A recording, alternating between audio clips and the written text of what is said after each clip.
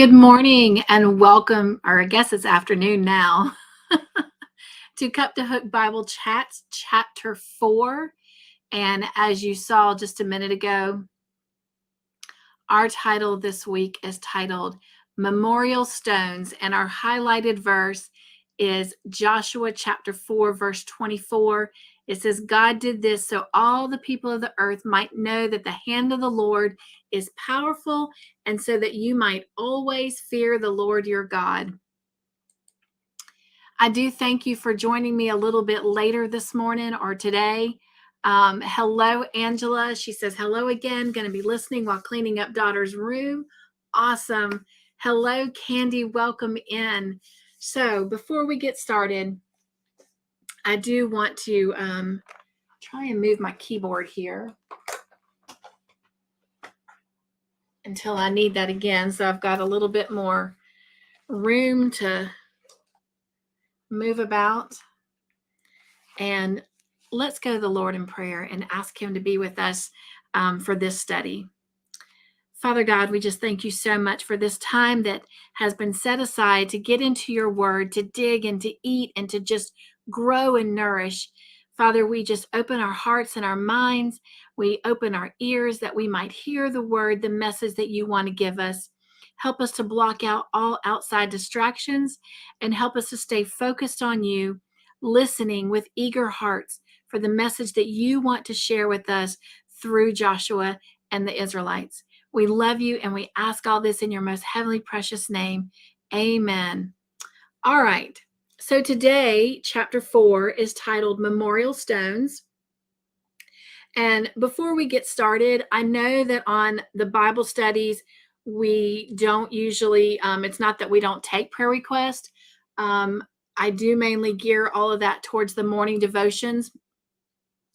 But certainly if you have a prayer request that has not been mentioned and you don't get to go to morning devotions, please feel free to share it.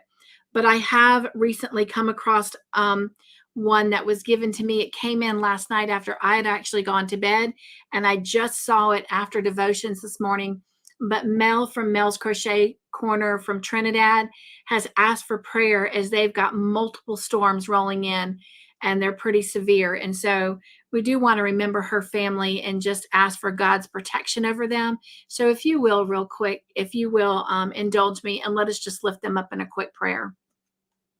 Father God, we present our friend Mel and her precious family to you as their country is being hit by storm after storm. We just pray for a hedge of protection around them, Lord, that the only thing that they witness, the only thing that they see is the beauty that comes from the power of those storms.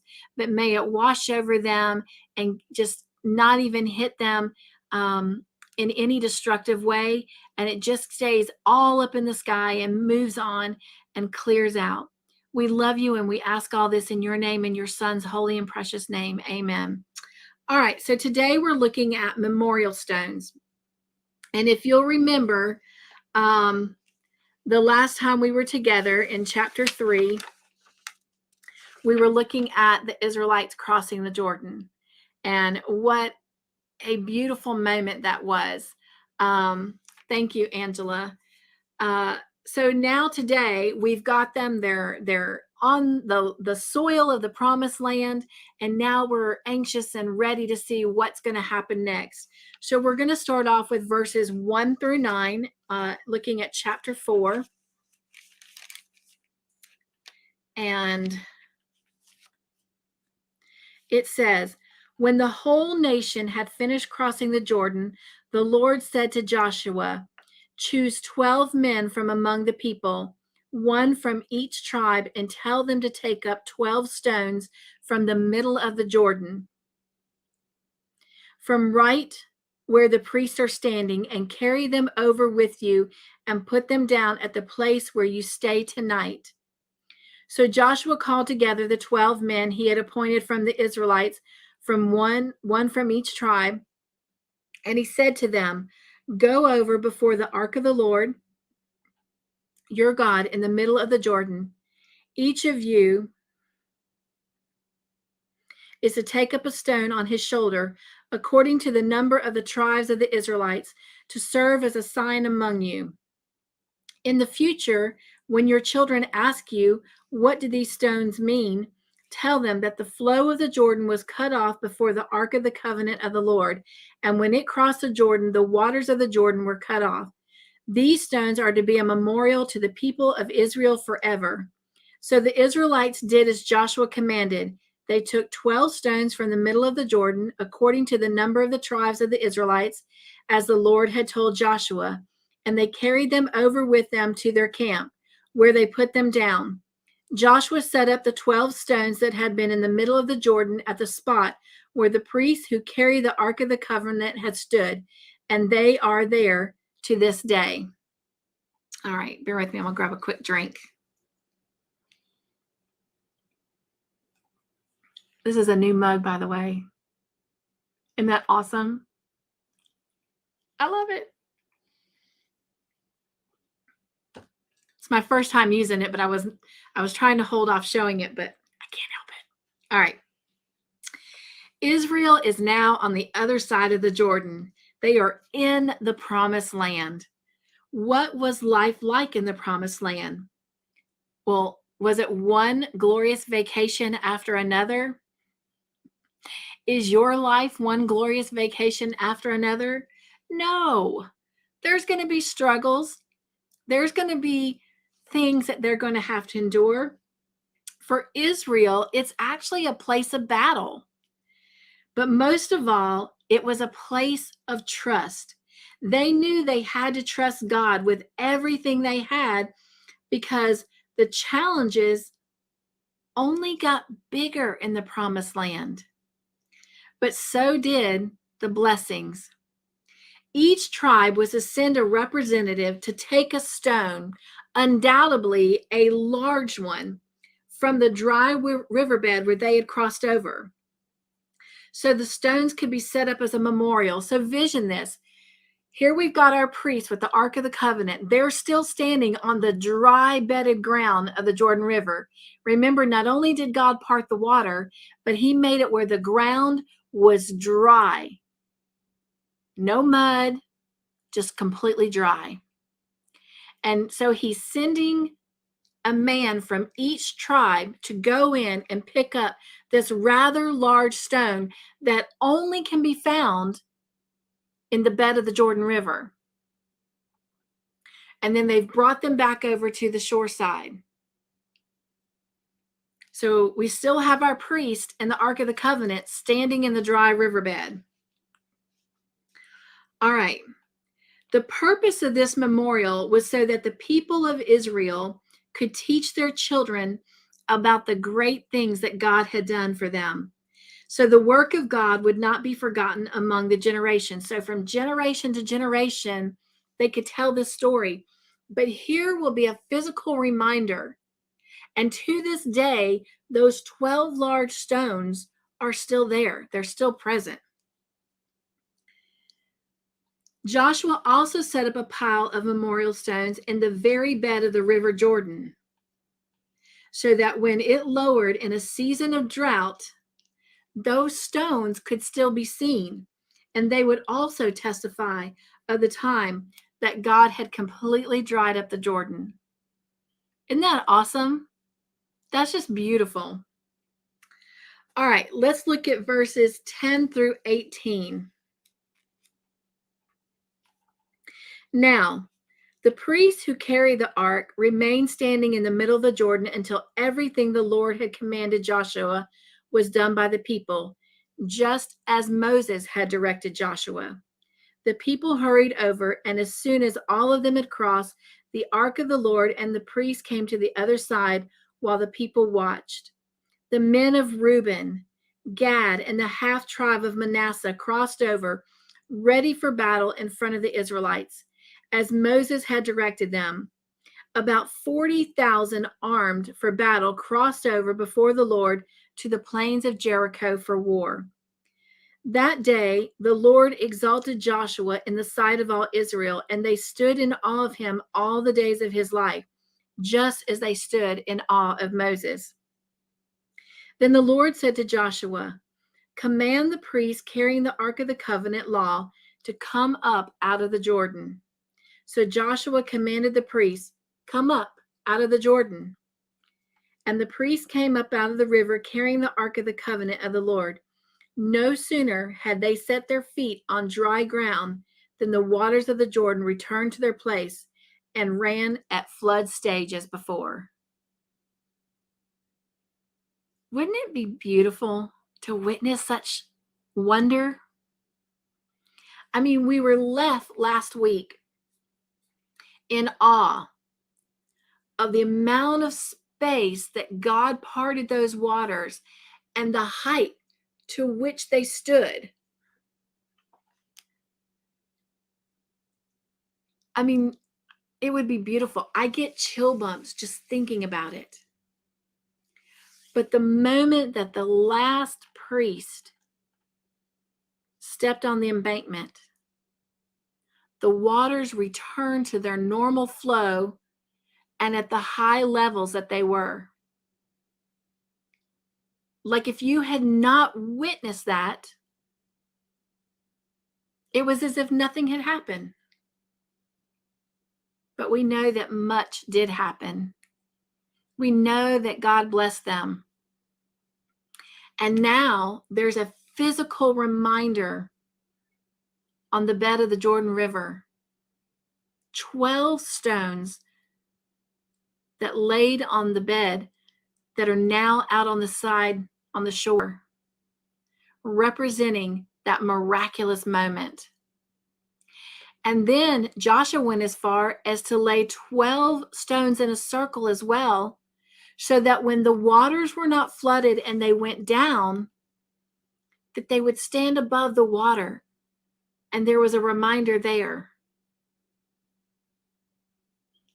I love it.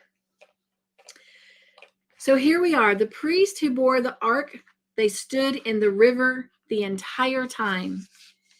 It took the nation to cross over. And I'm sure that took quite some time. I mean, we're talking thousands of people. Imagine if they'd all crossed. But remember, we've got some Israelites that have stayed on that side of the Jordan. This visible token of the presence of God had to remain in the river through the entire crossing, meaning the priests and the Ark of Covenant. The people, content to settle on the east side of the Jordan, stayed on their side, but they sent their armies over to fight on behalf of the rest of the nation, just as they had promised in Joshua chapter 1, verses 12 through 16. God fulfilled his promise to Joshua by raising him up as a great leader for Israel, as he had done for Moses. And we got to see this in Joshua 3, chapter 3, verse 7. The manner and timing with which the Jordan returned to its natural flow shows that this event was supernaturally arranged by God.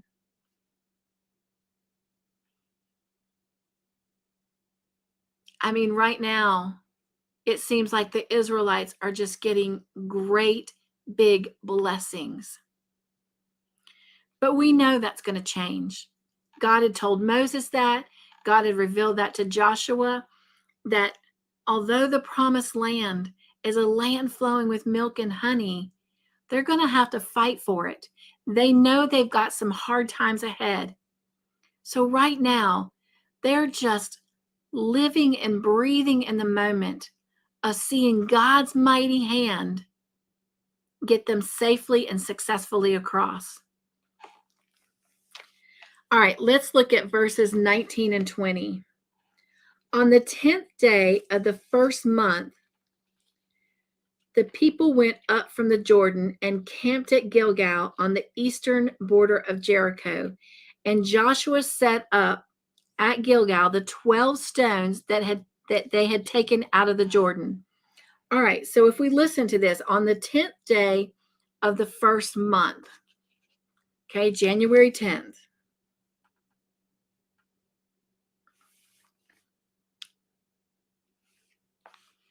Let me make sure I've documented that right. Yes.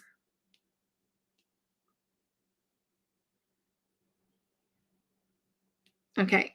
They have now gone and they're camping in a little town called Gilgal, and it's on the eastern border of Jericho.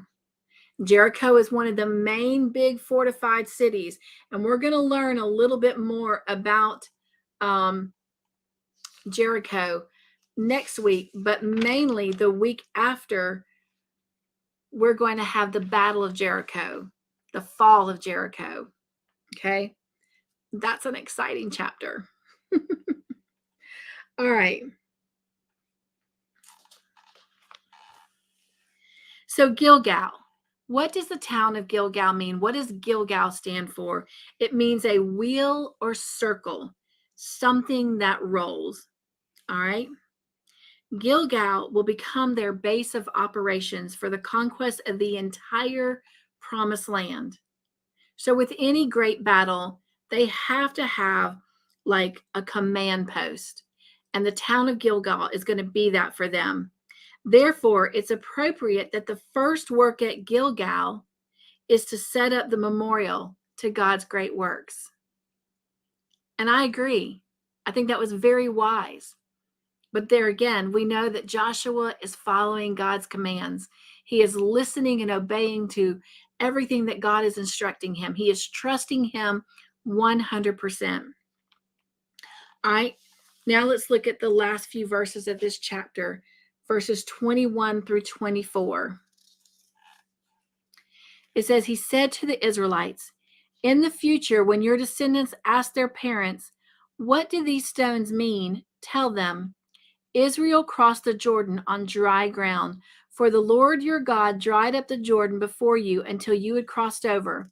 The Lord your God did to the Jordan what he had done to the Red Sea when he dried it up before us until we had crossed over. He did this so that all the people of the earth might know that the hand of the Lord is powerful, and so that you might always fear the Lord your God. There was obviously a purpose in the memorial stones for the people of Israel themselves. It is so easy for us to forget the great miracles of God that he has performed on our behalf. Especially as time goes on, we kind of forget how great the need was and how great God's provision was. But when we have memorials that remind us of things, it's easy for us not to forget. And sometimes I will stick things of significance in my Bible because it is something that I am in quite frequently. When I open it, I might find something. For example, y'all are going to laugh. We're so young. Here's a picture of the first 4th of July that Todd and I were together, that we started dating. We were not married, but we were just dating. This is a significant moment for me. This is a blessing for me. So I carry this picture in my Bible. I have other things that are in here, like a picture that someone drew me to remember that God is like a lion in our life, and with him we can be a lion through our obstacles and our trials. I have all kinds of things. This is another significant. There was a gentleman that I was engaged to, and for a time he was a missionary in the Philippines. So he gave me that. So my Bible is a sacred place of things where God has blessed me.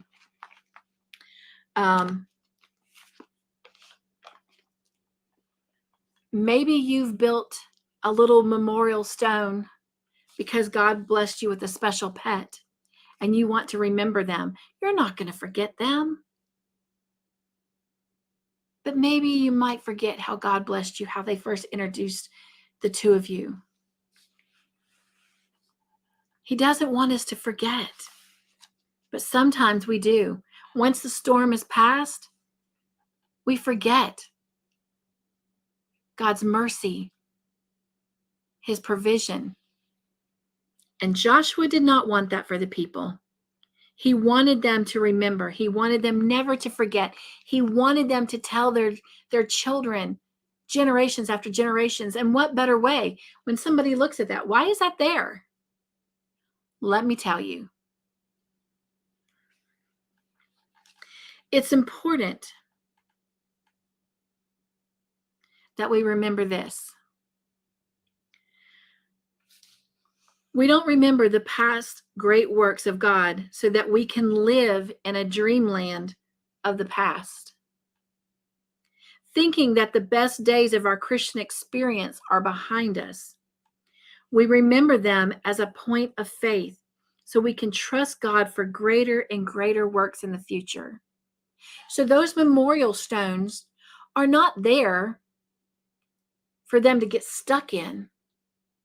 They're not there for them to remember that magnificent moment when God parted the Jordan River and they crossed over on dry land. They didn't have to walk through mud. They didn't have to get icky yucky. But he doesn't want them to get stuck in that blessing. He wants them to see them and look to the future and all the other blessings that are to come. But it's always important for us to remember where we've come from. We've talked about this before, that like you're driving, you've got your rear view mirror, you've got this tiny little window to see what's behind you. But you've got this great big open window to see what's ahead. We always need to remember where we've come from, but we need to also be more focused on where we are and where we're going. And that's how God wants it. He wants us to remember the blessings and how he got us through so that we are confident that he'll get us through the next one and the next one. So again, it's important, especially for the Israelites, but also for us today, to not remember the past great works of God so that we can live in a dreamland of the past, thinking about the best days of our Christian experience as if they're behind us, but putting our eyes ahead to what is coming so that we know that we can trust God for greater and greater works in the future. We remember them as a point of our faith and watching how our faith has grown.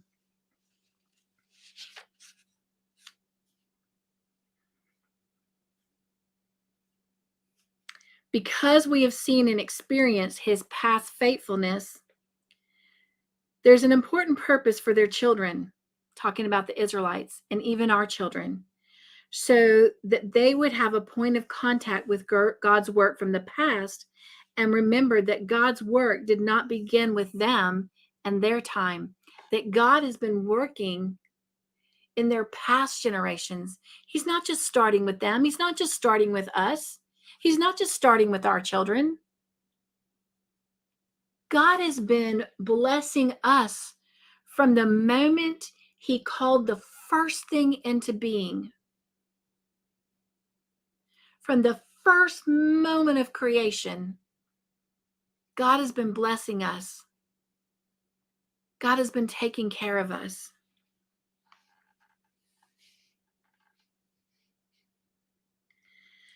There was also a purpose for the world, so that they would know that there is a God in heaven who works miracles, a God that they need to seek and should seek with all of their heart. So those memorial stones were not just for Joshua. They weren't just for the Israelites. They are just as much for you and I today, to know that if God can part those waters so they can cross safely, what won't he part for you? What won't he move out the way so that you can safely come through? And all the while, see the wonders of his mighty and powerful hands.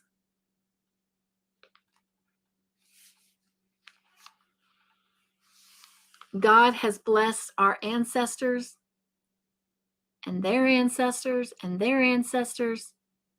He has been blessing us all the way from the creation of Adam and Eve to now. He is going to bless our children and their children. And until he comes back and takes all his children home, he's going to continue to faithfully show his presence, his provision, and he is going to bless us. He is blessing us multiple times every day. He delights in seeing us happy. He delights in seeing us cared for. He delights in seeing us trust him.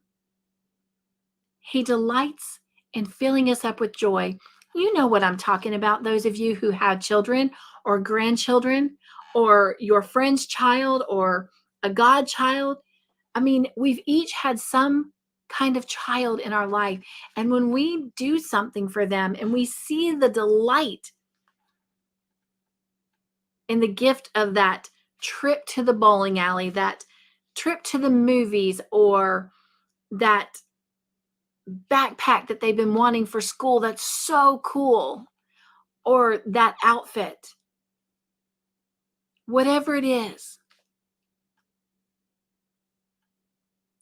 we delight in seeing their delight. God is no different. When he blesses us, he gets so filled with his own joy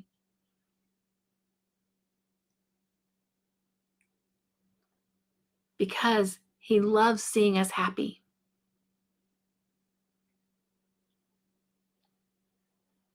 Now,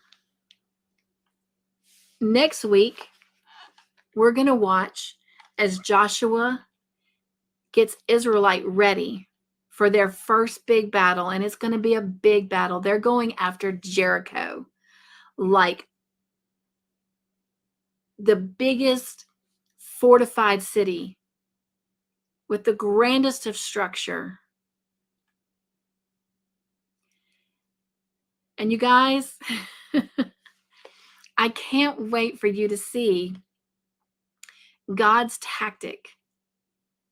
His military maneuver is not any that we would expect. It's not any like you've ever fathomed. And it's going to be exciting because, in a sense, it's as if God just goes and Jericho falls. I don't know about you, but my battles are never that easy. Not all of them anyway. But there's a few that God just goes and they fall. But I am so excited for you to see that. But as with any trial or any battle that we face, there's always a level of preparation. Sometimes God's preparing our hearts. Sometimes he's preparing our mind. Sometimes he's preparing the situation. But most of all, he's looking to see where we stand with our faith. Are we ready to go into that battle with him? Are we going to trust him? Are we going to let him lead the way? Or are we going to just take up our arms and just run head in?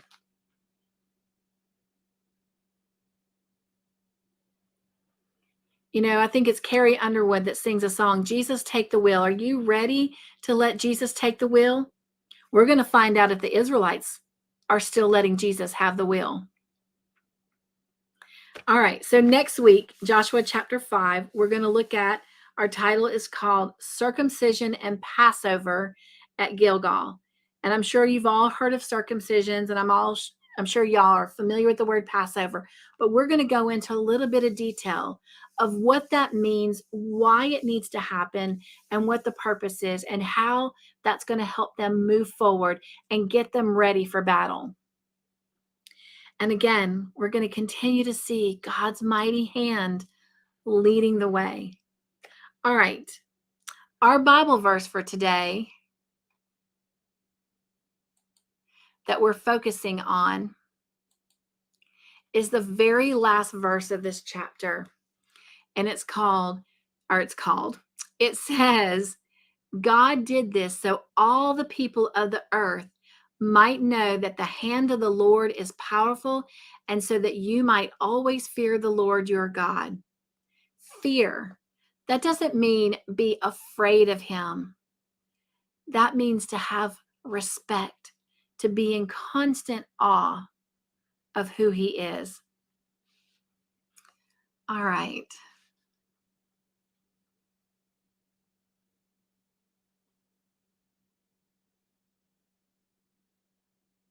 Hello, Christine. So glad you're here with us. Christine, if you don't mind, will you give us an update on your spine?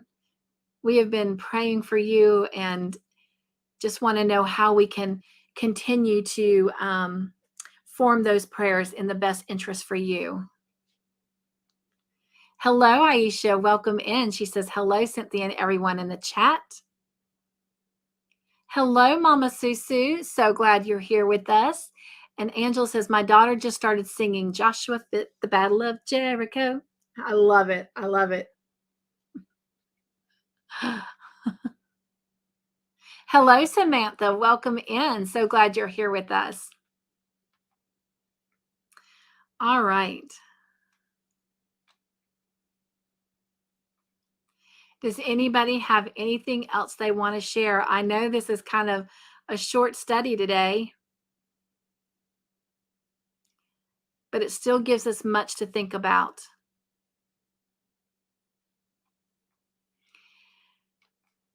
And I'm going to give a few minutes to see if anybody has anything they want to share. So my challenge for us today, besides taking Joshua chapter 4, verse 24 verse with us throughout the week, is I want you to think about something you're going through right now, something that you're kind of struggling with.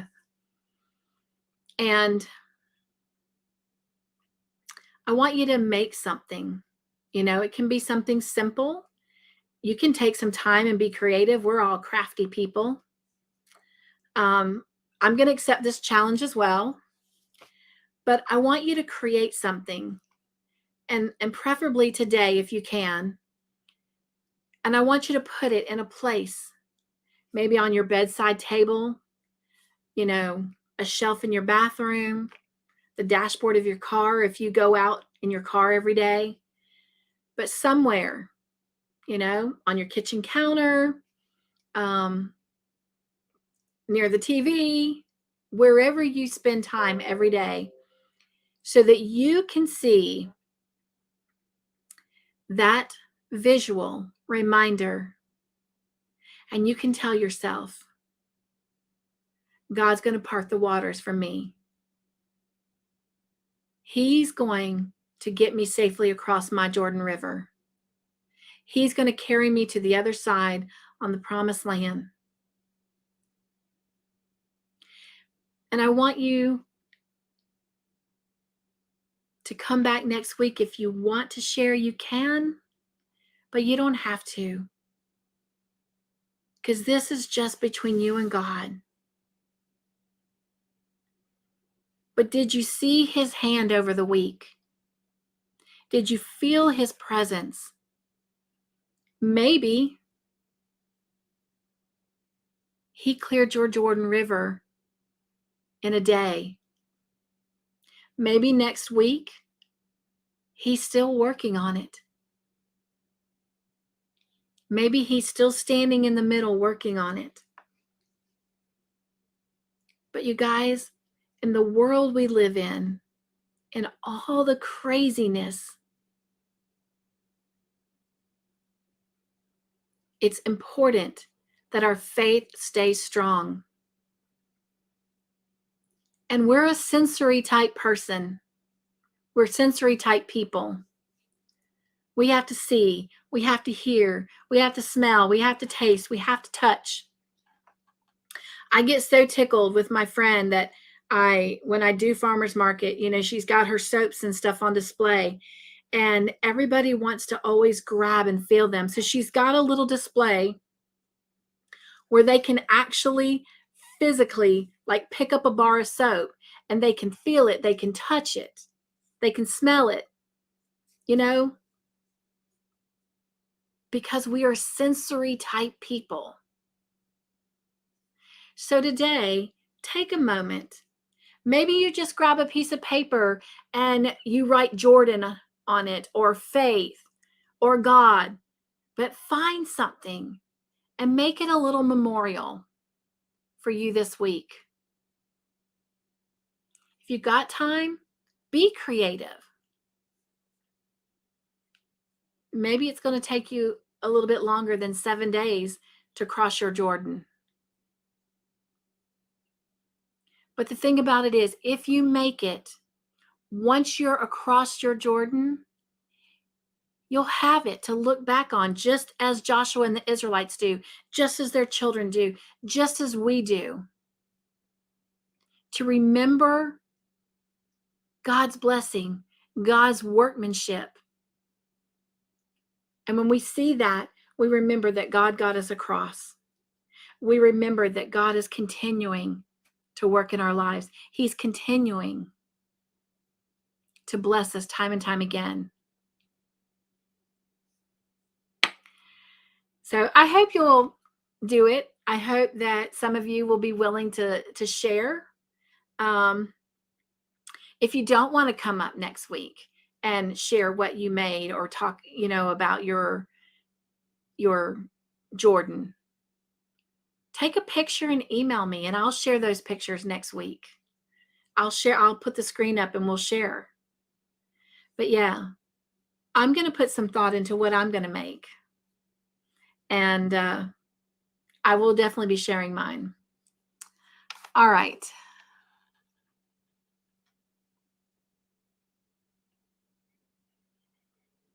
Christine says, so far things are still the same. I have been given neuropathic pain meds to at least alleviate the pain from the nerve pain in my spine.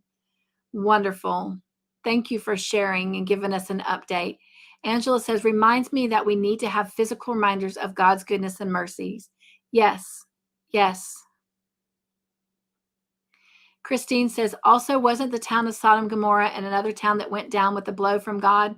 Oh, yes, it did. It did. God was quite angry, actually, with Sodom and Gomorrah.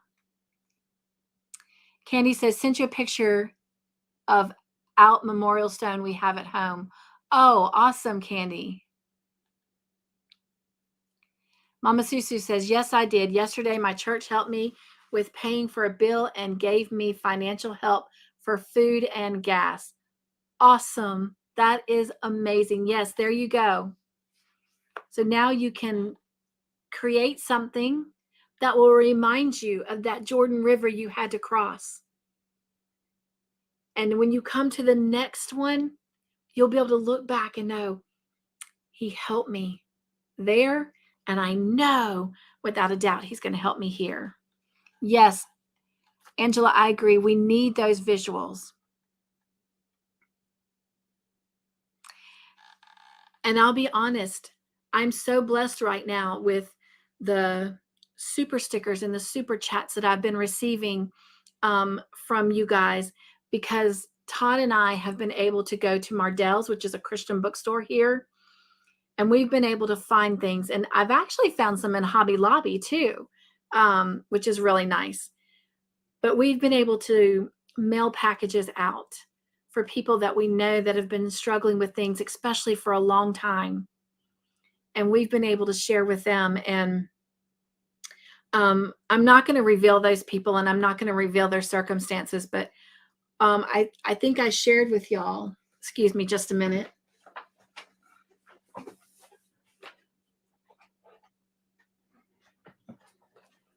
One of the things that we found, how appropriate, is our Joshua 1:9 Bible verse. And it says, be strong and courageous. Do not be afraid or discouraged, for the Lord your God is with you wherever you go. And it's great to be able to send positive things of encouragement like this, because yes, while cards are great and cards are uplifting, it's things like this that we can put up somewhere and we can see them. And not only do we feel God's presence, but we're reminded that some of the way God helps part the waters of our Jordan is by sending people and knowing that we're loved, we're thought of, we're being prayed for. And God, Todd, and myself are able to fulfill little things like this because of the blessings from you guys. And I'm excited. Thursday night, I'll be giving back to what you've given us. We've been able to send out some of these and some other things. And so we thank you for that. So we're very excited about having a giveaway on Thursday for those that have helped make things like this possible. All right.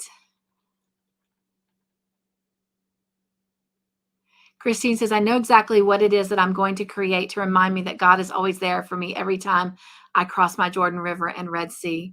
Oh, I'm excited, Christine.